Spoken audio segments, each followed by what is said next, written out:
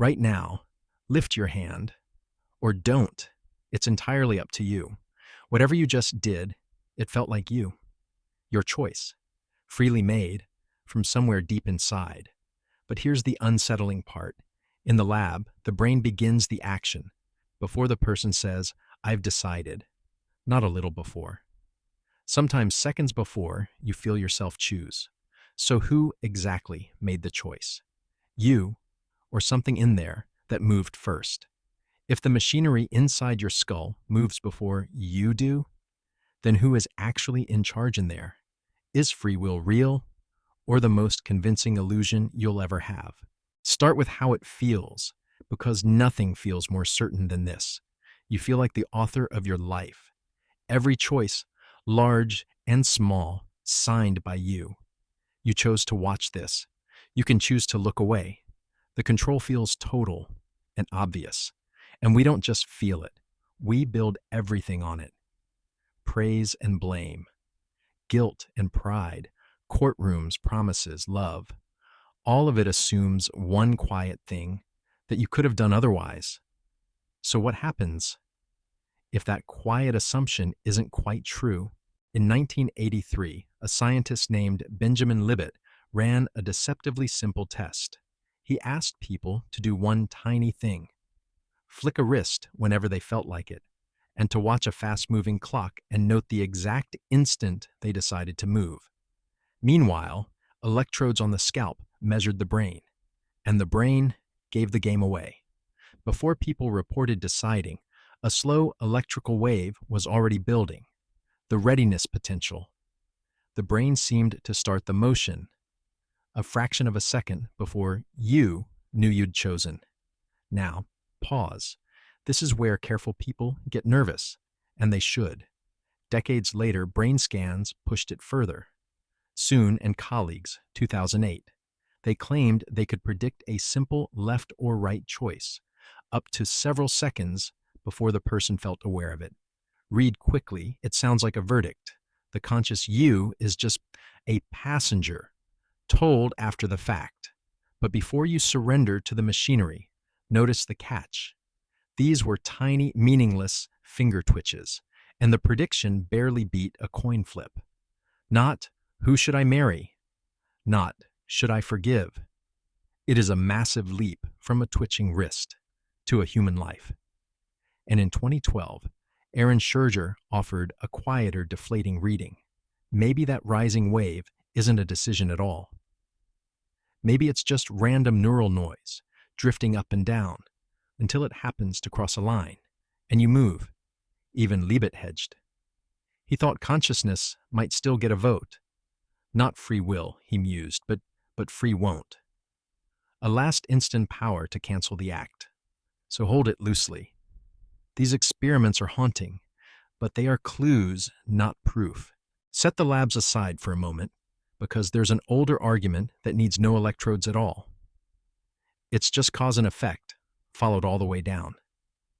Every thought you have is a state of your brain, and every brain state is caused by the one just before it, which was caused by chemistry, which was caused by physics, a line stretching back before you were born. And look at what you never chose. You didn't choose your genes, your brain, the family that shaped you. You didn't even choose the thought that just popped into your head, uninvited. So if every link in the chain was caused by the link before, where exactly does a free choice slip in? And here's the sharpest way to feel it. Yes, you can do what you want. But can you want what you want? Did you choose your cravings, your fears, the things that move you? Now let's look at it the way an engineer would. As a machine, the brain runs on physics, mostly deterministic, one state leading cleanly to the next. But quantum physics, someone always says, there's randomness down there. True, a little flicker of chance, but here's the catch most people miss. Randomness is not freedom. If a dice roll in your neurons made the choice, that still isn't you choosing. That's just noise wearing your name. So real free will would need a third thing. Not fully caused, not merely random, something else. And when you go looking in physics for that third thing, it is very, very hard to find any room for it.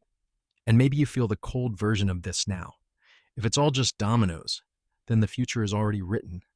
So why try? Why fight for anything if it was always going to happen anyway? But maybe Mutter, we've been asking the wrong question this whole time. A whole camp of philosophers, the compatibilists, think so. Daniel Dennett, their loudest voice. Their move is clever.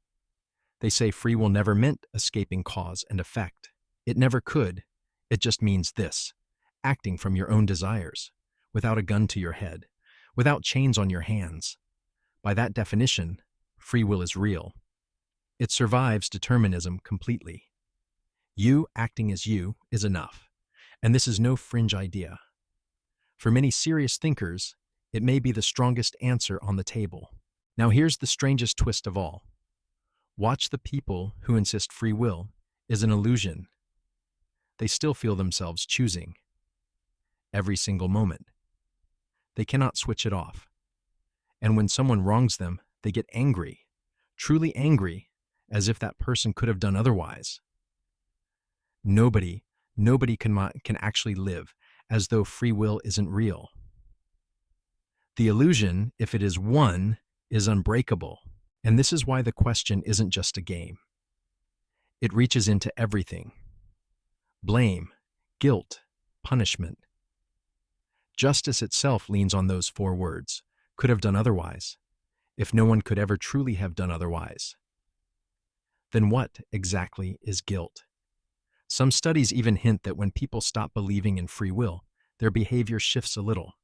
Though, keep that one loose, it's still being argued. So we tread carefully here.